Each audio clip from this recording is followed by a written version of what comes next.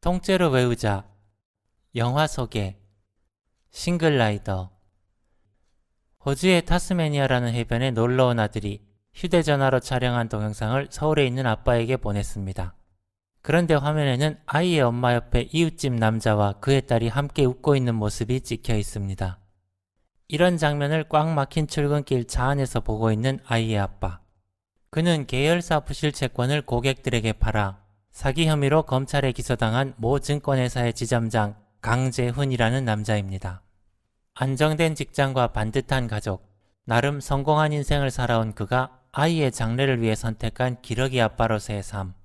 하지만 회사는 부도 위기에 몰렸고 그 책임으로 손에 넣은 모든 것을 잃게 되었는데도 아내는 이웃집 남자와 함께 아이들을 데리고 호주의 유명 관광지에서 즐거운 시간을 보내고 있습니다. 남자는 하루 종일 채권 투자로 피해를 본 고객들의 화풀이에 시달리다가 텅 빈 집으로 돌아와서는 냉장고에 있던 남은 초밥으로 저녁을 때웁니다. 그리고는 술과 함께 신경안정제를 들이키죠. 그때 휴대전화에 도착한 아내의 메시지. 아이가 방학하면 서울에 가려 했으나 일이 있어서 일주일쯤 늦겠다는 연락이었습니다. 그는 곧바로 전화를 걸어 마음대로 하라며 짜증을 부립니다. 그래도 아내와 아들이 그리웠는지 인터넷으로 아내의 주소지를 검색하여 스트리트뷰를 열어보는 남자. 우연히도 화면 속에는 아내와 아들이 집으로 들어가는 모습이 찍혀 있습니다. 뜻하지 않게 화면으로나마 가족의 모습을 보니 갑자기 만나고 싶어진 걸까요? 남자는 호주로 가는 비행기표를 예매하고 여권을 챙기더니 아내에게 연락도 없이 불쑥 호주로 날아왔습니다. 공항을 나와 길을 찾다가 우연히 행선지가 같은 한국인 여성을 따라 버스를 타고 어렵게 찾아온 아내의 거처. 현관문을 두드려도 반응이 없자 울타리를 돌아 집 뒤쪽으로 가다가 발걸음을 멈춥니다. 창가에서 이웃집 남자와 함께 대마초를 피우며 즐겁게 웃고 떠들고 있는 아내의 모습을 발견했기 때문입니다. 얼어붙은 듯 그 자리에서 아무것도 할 수 없는 남자. 아내가 기르는 개가 인기척을 느끼고 다가오는 바람에 급히 그 자리에서 나와 근처 벤치에 앉아 망연자실 생각에 잠겨 있더니 마치 길을 잃은 사람처럼 근처를 배회하며 시간을 보냅니다. 밤이 깊어지자 이웃집 남자는 딸을 데리고 돌아가고 아내는 바이올린 연습을 합니다. 한국에 있을 때는 매일 쉬지 않고 노력하는 게 힘들고 귀찮다며 악기까지 처분하려 했던 아내였는데 그 모습을 창밖에서 바라보다 그냥 발길을 돌리는 남자. 한 식당 창가에 멍한 얼굴로 앉아있다가 낮에 본 적이 있는 한국인 여성을 다시 만나게 됩니다. 잠시 후 전화를 받고 낯선 사람들을 만나더니 그들의 차를 타고 어디론가 가는 그녀. 그런데 얼마 후에 다시 나타난 그녀는 심하게 당한 몰골로 비틀거리며 걸어옵니다. 그런 그녀를 부축해주는 남자. 나중에 알게 되지만 그녀는 워킹홀리데이 비자로 호주에 와서 매일 새벽에 일어나 힘든 농장일을 해 모은 돈을 전부 갈취당하고 오는 길이었습니다. 그렇게 그녀를 부축해서 숙소에 데려다주고 난 다음날 아침, 아내의 거처를 다시 찾은 남자의 눈에 현관문의 잠금 장치가 아예 걸리지 않게 되어 있는 것이 보입니다. 한국에 있을 때는 전자식 잠금 장치가 달린 현관문에 보조키까지 달고도 불안하다고 불평하던 아내가 여기에서는 문을 잠그지 않고 지내다니 아내의 변한 모습이 너무 낯설기만 합니다. 아무도 없는 집안에 들어서자 반갑게 다가오는 애완견의 눈썹이 재미있습니다. 벽에 붙어있는 사진을 보니 아내와 아들은 물론 이웃집 남자와 딸의 눈썹까지도 똑같은 걸 사진으로 확인할 수 있습니다.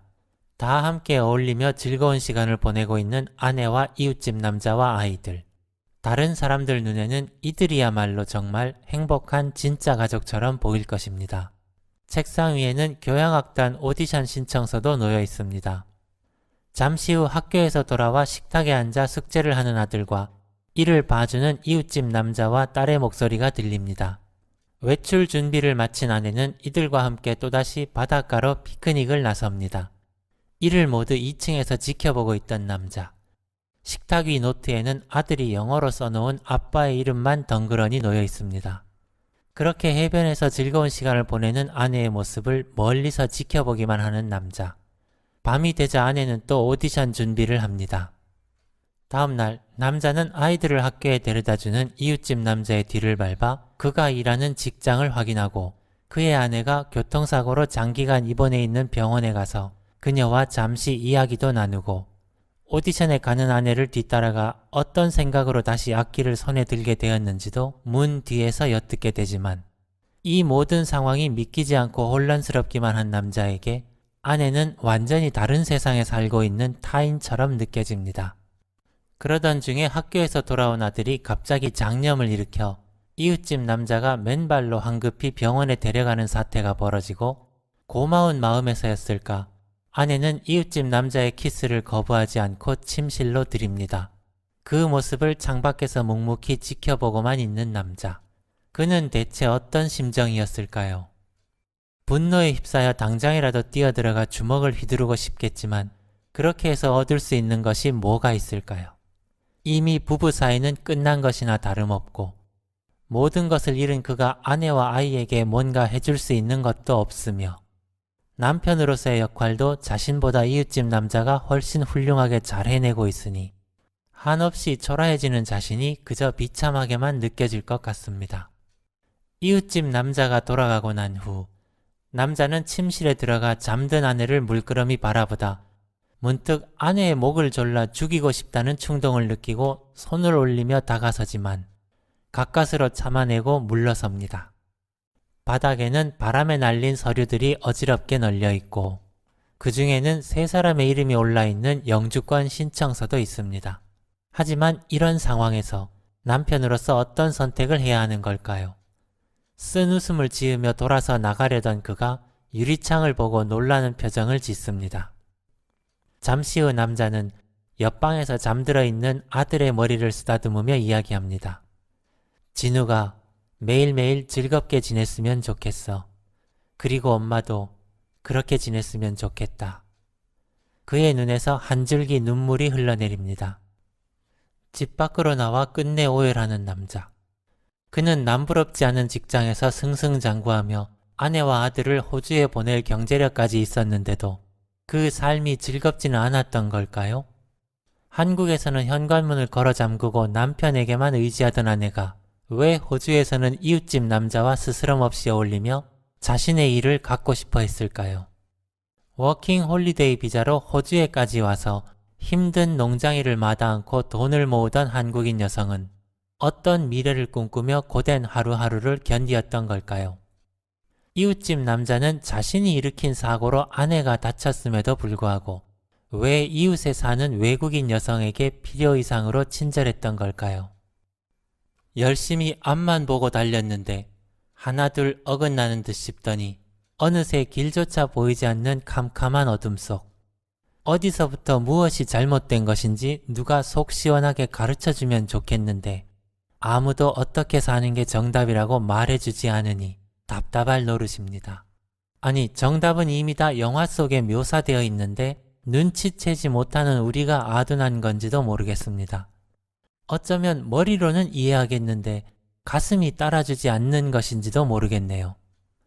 아침이 되어 눈을 뜬 아내가 바닥에 떨어진 남편의 사진을 집어들고 이야기합니다. 당신 다 보고 있었구나. 돌연 연락이 끊긴 남편을 걱정하며 한국의 맨션 관리실에 전화를 거는 아내. 이웃집 남자에게도 가족 모두가 이민을 계획하고 있다는 이야기를 합니다. 어느새 현관문도 원래대로 잠기도록 고쳐두었지만 남편과는 여전히 연락이 되지 않습니다. 그러다 날아든 충격적인 비보. 과연 이들에게 도대체 무슨 일이 있었던 걸까요? 남자는 마지막으로 타스메니아 해변을 보기 위해 혼자 길을 나섭니다.